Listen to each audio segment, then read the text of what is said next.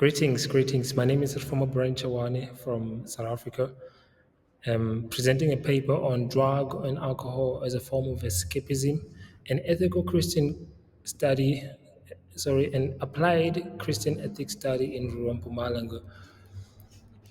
Now, one thing to note about this topic, escapism, drug, drug and alcohol as a form of escapism, is that it is a major social and public health issue in rural Mpumalanga. It does not only affect the individual, but it affects also the community. And and this alcohol and drugs are usually used as a form of escapism from poverty, trauma, and hopelessness. And the other causes of alcohol and drugs abuse.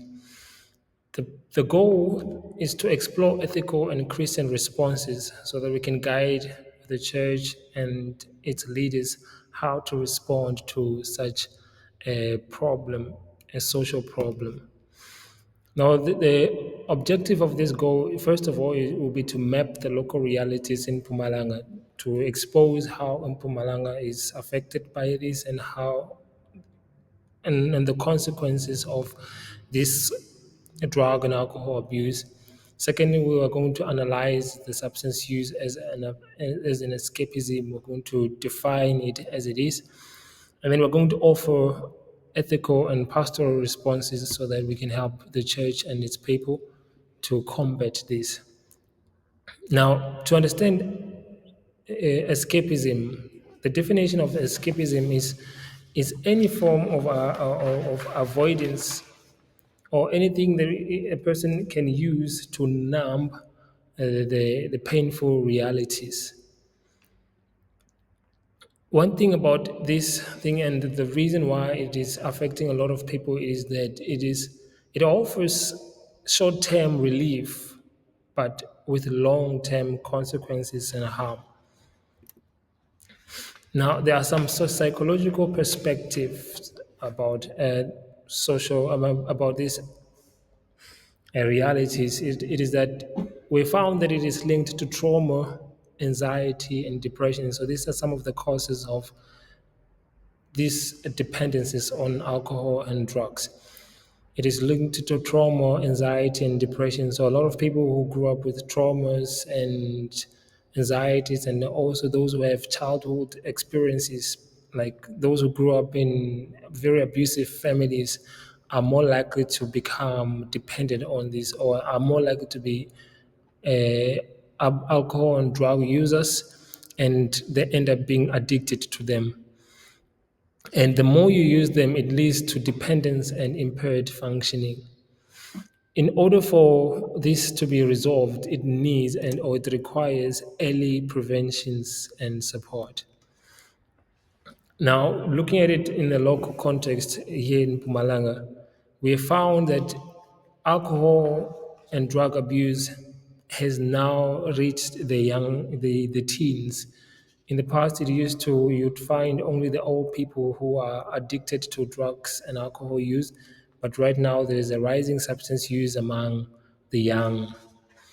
And also, we see that there's an early age of experimentation. Young people from even primary have started experimenting on drug and alcohol use. And part of the causes is the limited access to mental health services. A lot of these children who grew up in these abusive families, in this learned coping mechanism like alcohol and drugs, don't have these facilities where they can run to be counseled or given guidance. So I've already touched on some of the causes of this substance use and abuse is poverty. A lot of young people, since this is a rural place, a lot of people are poor and they can't have jobs. So poverty and unemployment is one of the causes because people then want to run to have this alcohol and alcohol and drugs as a form of escapism. Another cause is trauma and family background. I've already spoken about people who grew up in abusive families.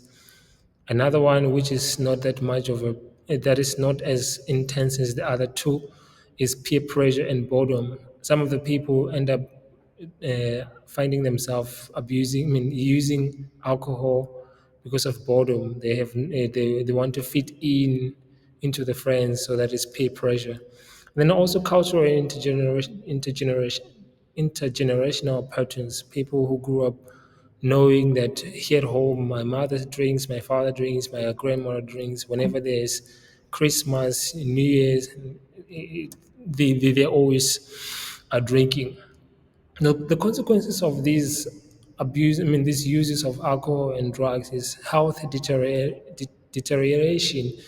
It affects your health, your lungs, your heart, and it causes other diseases. Number two is family and community breakdowns.